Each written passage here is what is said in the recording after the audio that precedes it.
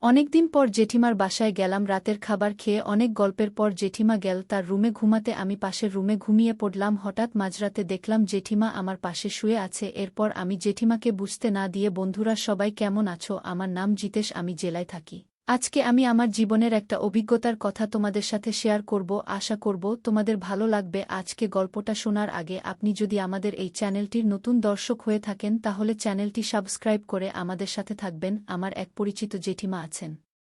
হুগলি জেলা শহর থেকে একটু বাইরে থাকেন দেখতে খুবই সাধারণ ৫-০ বছর বয়স ছুঁই ছুঁই চুল পাকতে শুরু হয়ে গেছে অনেকদিন তাও দেখতে উনি সেই লেভেলের সাধারণত উনি হাসি খুশি থাকেন আমার সাথে খুবই বন্ধুত্বপূর্ণভাবে মেশেন জেঠু উনার স্বামী অনেকদিন আগে মারা গেছে উনার এক ছেলে বিয়ে করে বাইরে থাকে চাকরির সূত্রে উনার বাড়িতে কাজের লোক আছেন কাজের লোক সকাল থেকে সন্ধ্যা অবধি থাকে উনার আত্মীয়রা মাঝে মাঝে এসে দেখা করে যান উনার সাথে আমি আগেই বলেছি জেঠ উনার সাথে আমার সম্পর্ক ভালো কিন্তু কোনোদিন মুখ ফুটে মনের ইচ্ছার কথা বলে উঠতে পারিনি লজ্জাও পেতাম আবার ভয়ও পেতাম যদি বাবা মাকে বলে দেয় একদিন ওনার বাড়িতে গেছিলাম ওনার সাথে ৭ দিন ছিলাম সেই সময় ওনার আর আমার মধ্যে হাসি একটা বিয়ে শুরু হয় আমাদের মধ্যে এমন কিছু হয় যেটা আমি কোনোদিন ভাবিনি জেঠিমা কোনোদিন আমাকে খারাপ চোখে দেখাতো যে কোনোদিন ভুলও বোঝেননি আমি গত সপ্তাহে একদিন আমার বিশেষ একটু দরকারে হুগলি গিয়েছিলাম ফেরার সময় ভাবলাম একটু দেখে আসি আমার সুন্দরী জেঠুমাকে যেমন ভাবা তেমন কাজ আমার কাজ সে করেই চলে গেলাম গিয়ে দরজায় কলিং বেলটিতেই খুলে গেল দরজা দেখিয়ে আমার জেঠিমার শাড়ি পরে দরজা খুলে আমাকে দেখে হাসি দিল আর অবাক হয়ে জিজ্ঞেস করল কি ব্যাপার হঠাৎ জেঠিমার কাছে কিছু না জানি আমি বললাম অসুবিধায় ফেললাম বুঝি আচ্ছা চলে যাচ্ছি এই বলে যে পিছন ফিরছি অমনি দেখছি আমার ডান হাতটা ধরে বল রং না করে ভিতরে আয় আমি ভিতরে গিয়ে বসতে যেখানে বললাম একটু জিরে নিয়ে হাত পা ধুয়ে ফ্রেশ হয়ে এসে জেঠিমাকে বললাম তোমাকে খুব মিস করছিলেন জেঠিমা তাই ভাবলাম একটু দেখা করি জেঠিমা বল বেশ করেছিস আজকে থেকে যা আমি বললাম আচ্ছা তারপর বেশ কিছুক্ষণ কথা বললাম আমাদের বাড়ির কথা আমার চাকরির কথা পড়াশোনার কথা তারপর জেঠিমাকে বললাম সবই তো হলো কিন্তু আমি এই সুন্দরী জেঠিমার জন্য কিছু আনতে পারি না বলতে জেঠিমা বলল আমি কিছু আনতে বলেছি কি আমি বললাম সে যায় বউ আনতে চকলেট বানিস জেঠিমা বলল তোর বিয়ে হলে বুকে দিবি চকলেট আমি বললাম আর তোমাকে জেঠিমা বল জানি না আমার কিছু জানি না সব আছে আমি জেঠিমাকে বললাম আচ্ছা জেঠিমা আমার সাথে ঘুরতে যাবে আজকে সব জেঠিমা বল আমি বুড়ি মানুষ আমি কি করব তোর সাথে ঘুরতে গেলে প্রেমিকা বা বান্ধবীকে নিয়ে যেতে হবে আমি বললাম আমার তো প্রেমিকা বা বান্ধবী কেউ নেই তুমি চলো না জেঠিমা রাজি হলো না আমি জেঠিমাকে দুষ্টুমি করে বললাম তুমি আমার সাথে চলো না জেঠিমা প্লিজ জেঠিমা বল ওরে বাবারে আমাকে আমি বললাম না যেতে হবে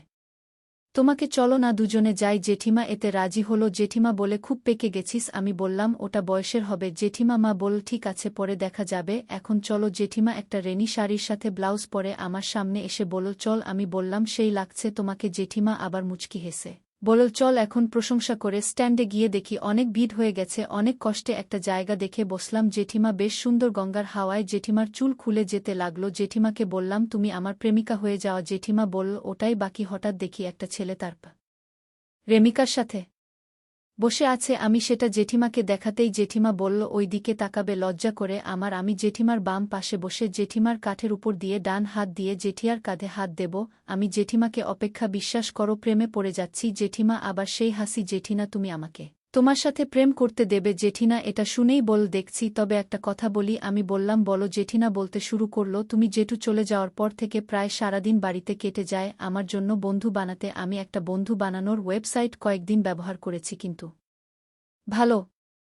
কাউকে ইচ্ছা আমারও হয় যে কেউ আমাকে একটু সময় দেবে কথা বলবে মাঝে মাঝে প্রেম করবে কিন্তু সেই ভুলেও পারবে না তোকে আমার খুবই ভালো লাগে কিন্তু প্রথম তুই আমার ছেলের মতো আর আমার থেকে অনেক ছোট আমি তোকে কিভাবে প্রেমের অধিকার দিব তুই এটা ভাবিস না যে আমি তোকে অপছন্দ করি কিন্তু আমার যদি লোক জানাবে বা তোর বাবা মা জানতে পারে কোনোদিন তাহলে খুব খারাপ হবে আমি তাদের কাছে আমি এটা শুনে বললাম কোনো ভয় নেই কেউ কিছু জানবে না আমি একটা ভালো বান্ধবী চাই যার সাথে মন খুলে কথা বলতে পারবো এবং সবকিছু শেয়ার করতে পারবো কোনোদিন কোনো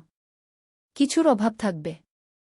না তার কাছে তোমার মন ভাঙবে না কোনোদিন তুমি আমার বান্ধবী হবে সারা জীবনের জন্য এই বলে আমি জেঠিমার সামনে প্রপোজ করার ভঙ্গিমায় বসলাম জেঠিমা লজ্জায় বলে ওঠে এই কি করছিস আমি বললাম বলো আমাকে অ্যাকসেপ্ট করবে কিনা তা না হলে উঠব না জেঠিমা বলে আচ্ছা আচ্ছা করলাম তোকে এবার উঠো না আমি উঠে জেঠিমার পাশে বসে জেঠিমাকে আমার ইচ্ছের কথা বললাম জেঠিমা বাধা দিল না কিন্তু বলল সন্ধ্যা হয়ে যাচ্ছে আমি বললাম চল বাড়ি যাই তবে বাড়ি গিয়ে কিন্তু সব নেব জেঠিমা আমাকে আলতো করে একটা জল মেরে বলল তাই না আমি বললাম আমার জেঠিমার উপর আমার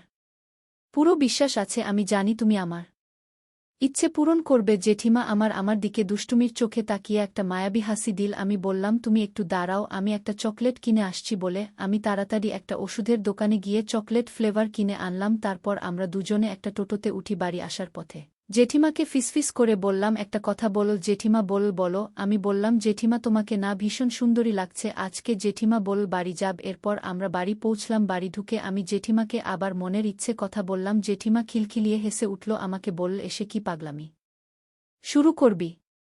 আমি তো আছি তোর সামনে, যা আগে ফ্রেশ হয়ে আয়। আমি বললাম, যাচ্ছি। তারপর আমি ফ্রেশ হয়ে এসে জেঠিমার সামনে বসলাম। জেঠিমা বলল, আমি রান্নাঘরে যাই। তারপর জেঠিমা চলে গেলে আমি বললাম, জেঠিমা আমি 5 নিয়ে আসছি। জেঠিমা বলল, কোথায় যাও? আমি বললাম, নিচের অফিসের দোকান থেকে আসি। জেঠিমা একটা মুচকি হাসি দিল। এরপর জেঠিমা রান্না করে খাবার নিয়ে আসতে আমি আর জেঠিমার খাবার খেয়ে নিলাম। রাতের খাবার টেবিলে বসেও জেঠিমার সাথে খুনছুটি দেখতে লাগল। জেঠিমা প্রথম বিরক্ত হয়েও মুচকি হাসি দিতে দিতে আমার সাথে আড্ডা দিতে লাগল। আমি বুঝলাম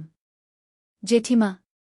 আনন্দ চাই আমার সাথে। আমি জেঠিমাকে বললাম, আচ্ছা জেঠিমা, একটা কথা জিজ্ঞেস করি, কিছু মনে করবে না তো? জেঠিমা মুচকি হাসতে হাসতে চোখ পাকিয়ে বলল, চুপচাপ খাও। আমি চুপচাপ টেবিলের খাবার খেতে লাগলাম। জেঠিমা খাওয়া হয়ে যেতে জেঠিমা যে উঠে গেল, আমি হাত ধরে বসিয়ে দিয়ে বললাম, এখন না। আরে একসাথে উঠল। জেঠিমা বলল, ফ্রেশ হয়ে নাও, তারপর হবে বলেই হাত ছাড়িয়ে উঠে চলে গেল। খেয়ে উঠে দেখলাম যে আমাকে একটা পাঞ্জাবি দিয়ে পরে নিতে বলল। আমি বললাম, আবার এসব কেন? জেঠিনা বলল, পরে না, একটু বারান্দায় যাব, এসে একটু গল্প করে দুজনে পরে। বন্ধুরা, আজকে এই